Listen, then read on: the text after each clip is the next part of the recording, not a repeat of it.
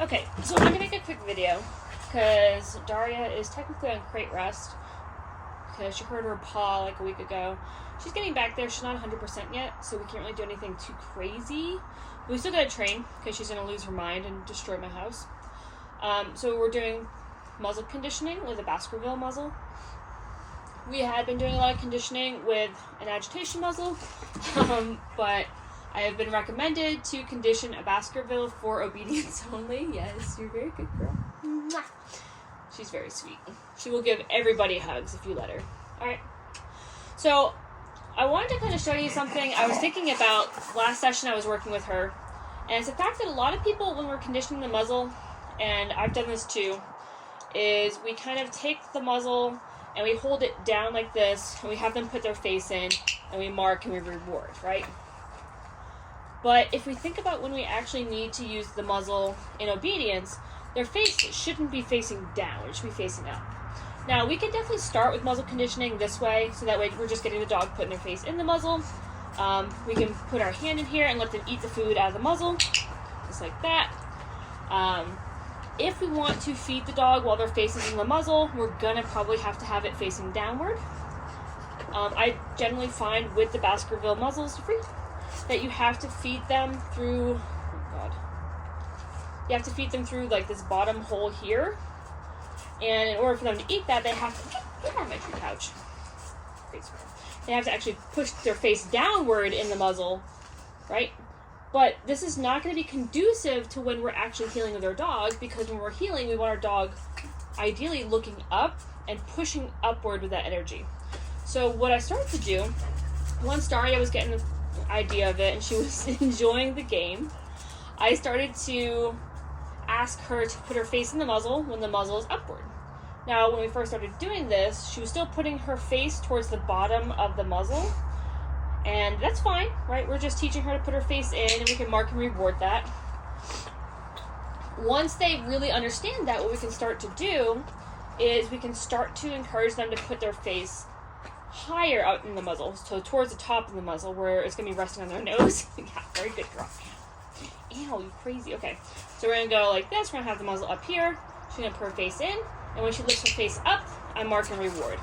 So what I'm going to do is I'm going to mark when her nose, or the bridge of her nose, hits the top of the muzzle.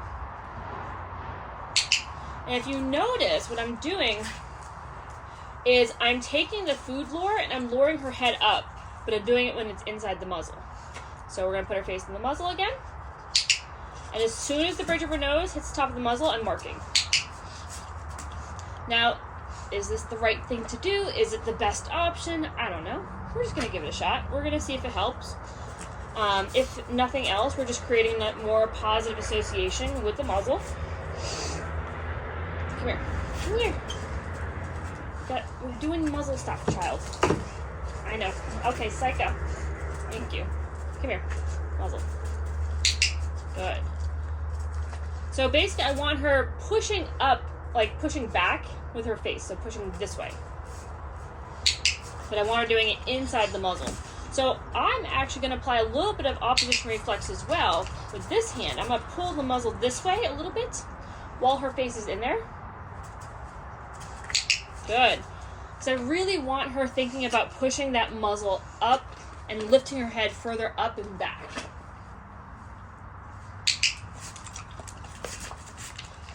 Now, the only downside to this is that I do have to reward outside the muzzle. It's really just not feasible to reward her in this position. But she is extremely well conditioned to the marker. So she knows that the reward she's getting was for the behavior she did the moment she heard the marker. So she can stop doing the behavior at that point. It's not that big of a deal.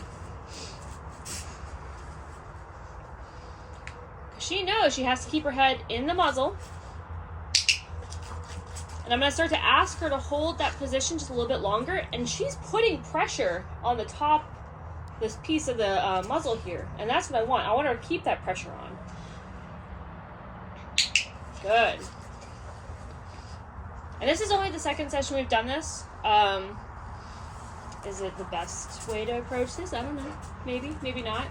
All I'm doing is reinforcing a behavior I know I'm going to want to see on trial. So I suppose I'm in the right direction. Good. Teaching a nice, calm, stable position. Good. Now I'm doing this sitting down because I'm not wanting to do this in the heel position just yet. But ideally, once she understands this concept and we do buckle that muzzle on, then we put it into the heel position and it should transition nicely. But what I don't want to do is try to do this in the heel position to begin with and then muddy up my heel position.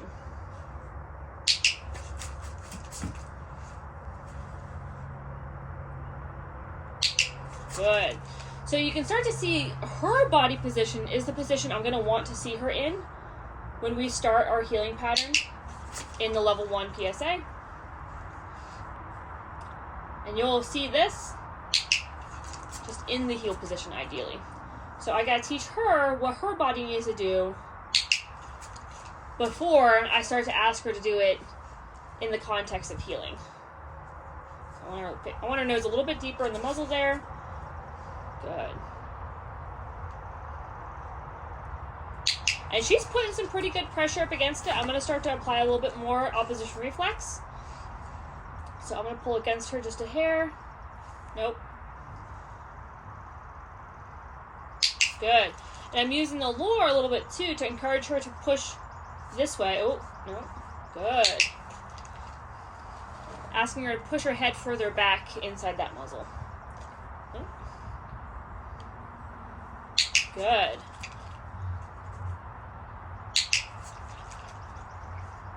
Nope. There we go. No.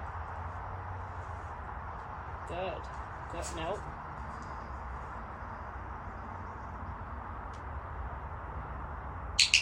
Good. And I'm starting to ask for a little bit of duration too.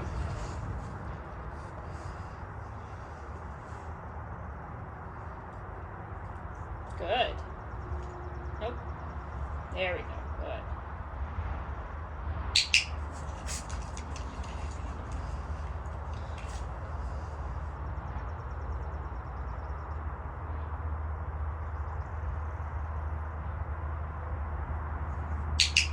Good job.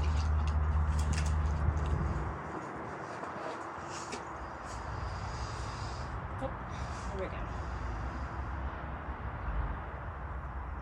No. And when I say no for this activity, I'm not correcting her necessarily, but I am telling her that she's not getting the treat because she's pulling her head out because she thinks she's about to get a treat, but she's not. No. So no means no treat. If you listen to our most recent podcast episode on punishment, we'll talk about negative punishment, where she's doing something because she wants to get that treat, and I say, well, nope, you're not getting the treat, and that is the punishment for her. I know, you're thirsty. I'll get you water after this. So we're going to do this for a couple more minutes, and then we're going to wrap it up.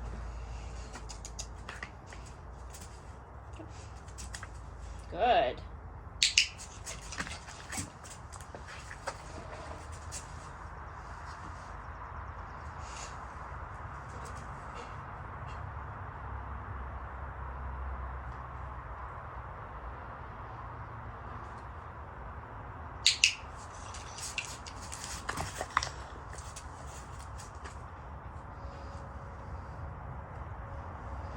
Good. Nope.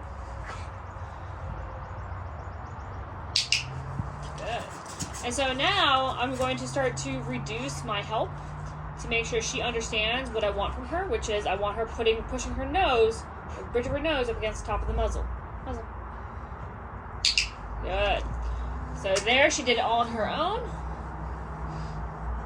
Muzzle. Nope.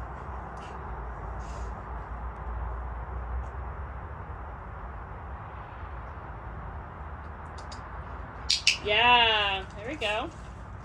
Now I'm just kind of waiting her out a little bit. Muzzle, hey.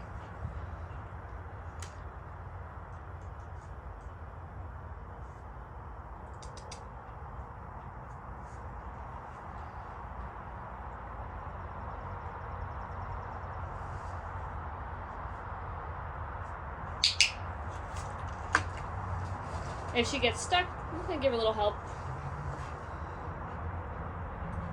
Yeah, there we go. But giving her the opportunity to think about it.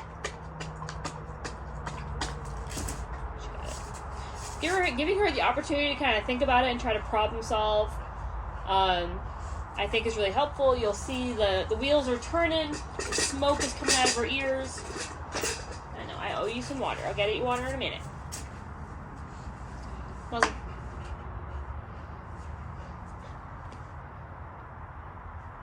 Yeah. Nope.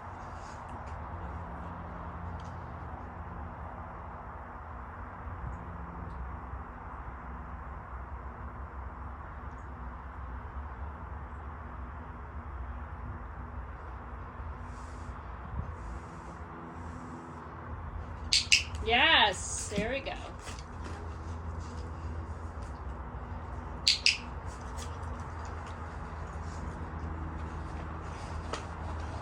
Yeah, you're so smart. You're smart, baby.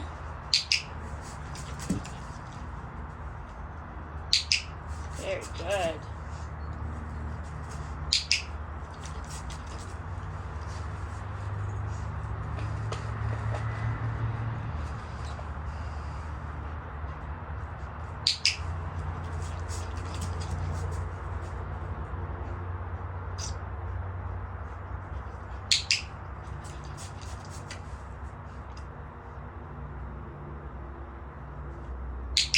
That was nice.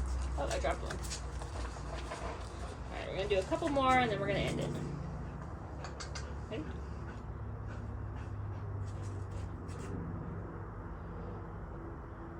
So I'm going to wait and let her think about it. Just thinking. Just trying a little something. Nope. Alright. There we go.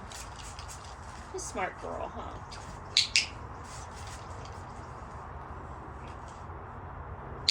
Very good. And there I just asked her for a little extra, Oh, there we go. She's like, hurry up, Mom. Hurry up. Yes. All right, we're going to end on that one. Really good.